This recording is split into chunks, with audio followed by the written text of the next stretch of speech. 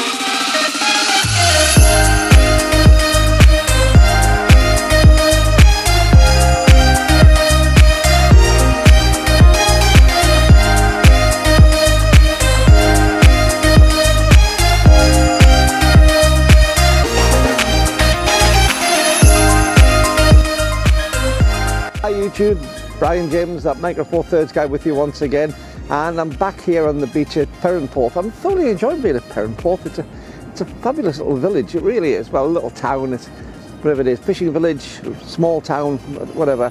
It's beautiful, it's gorgeous, and the tide's out at the moment.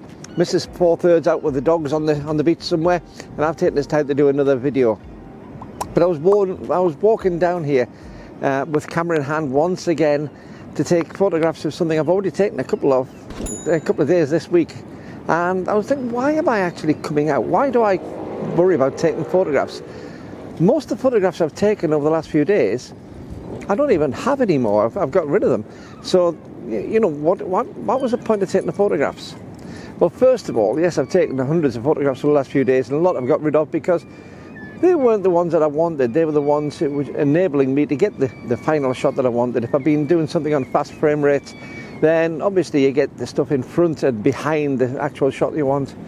But to be honest, a lot of the time you're after that one killer shot from the middle of the lot. So the rest of it is wastage. A little bit of chaff, shall we say, when we're really looking for the wheat. So there's an awful lot of the photographs gone. They're not going to come back again. I don't need them. But even the photographs which I do take, which I do like, which I do enjoy, what's been the real pleasure in taking those photographs? I mean, fair enough, you can look through the viewfinder, you can get a composition, you can think that looks nice. You press the shutter, you put it to time, you put it so it's recorded for time, and that tends to become the photograph. You might do a lot of post editing on it, you might make it really good, you might even print it out and put it in a frame on your wall or whatever like that, but they tend to be very, very few and far between photographs I do that on. So what's the point, A, of buying all this expensive gear, and B, carting it halfway around the world in some cases, because my cameras have been to various countries, not just counties in the UK, but various countries, and taking photographs which I might not look at for weeks, months, years to come. Well, I think part of it is the actual physical thing of taking a camera out, the physical enjoyment of taking the camera out and pointing it at something and recording that moment in time. The fact that you do get a composition, you're looking at this whole wide area that I can see from all the way to my right to all the way to my left, and picking out something and then working out which part of it that I want and how I want to actually record that particular part and what I want to see on that particular part. There's an awful lot of fun to be had in that, and a skill to be developed as well.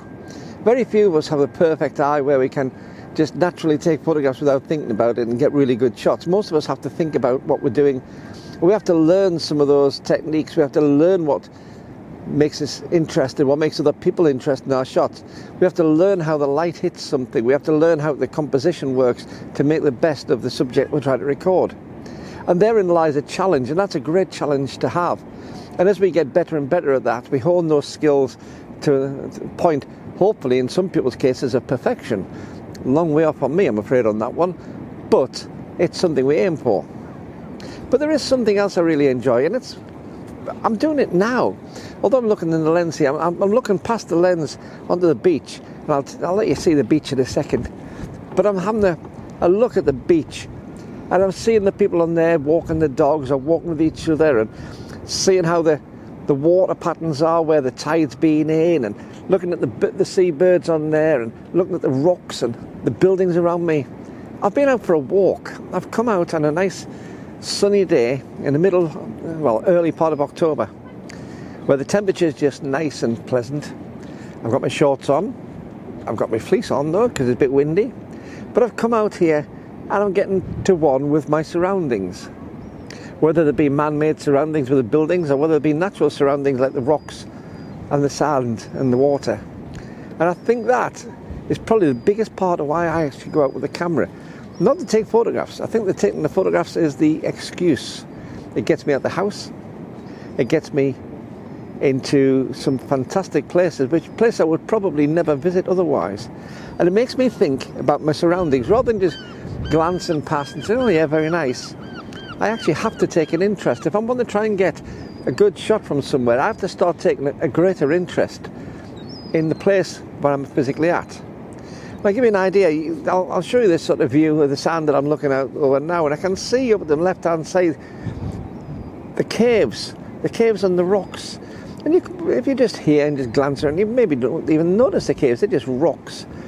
The way that the waves come in over the sea, and the way that the waves interact with each other, and if you sit there long enough and you watch the way that they interact, it's a fantastic pattern which is never repeated.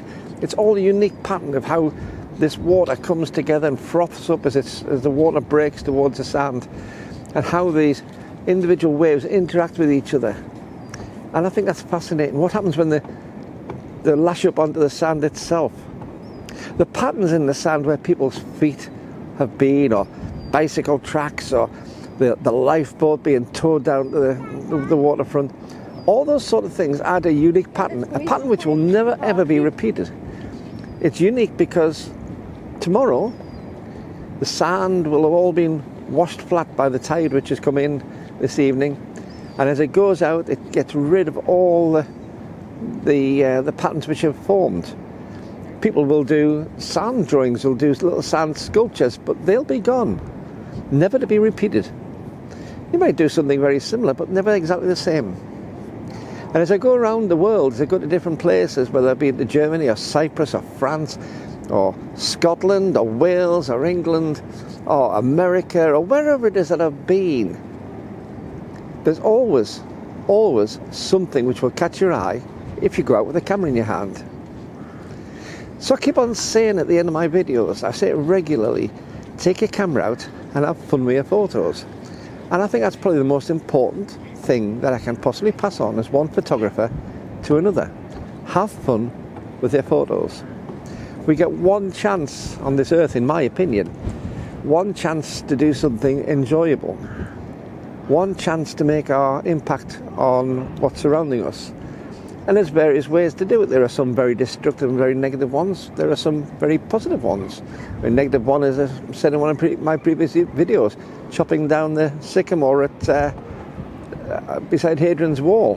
That's a negative impact on the place. But recording that sycamore before and making beautiful images for people who never get to the north of England to actually see something beautiful, that is a positive thing. So next time you're taking a photograph, just think, wherever you are in the world, whether it be Torquay or Tobruk, whether it be California or Cleethorpes, when you're pointing your camera at something, when you're taking that image, think what that image could be doing. That image could be inspiring somebody, not only at a different part of the world, but a different part of time. In 50 years' time, when a lot of those things have physically gone that you photographed, those records will still be there. So enjoy your walks, enjoy looking around at your surroundings, enjoy doing your composition, and enjoy your photography. See you next time. Bye-bye.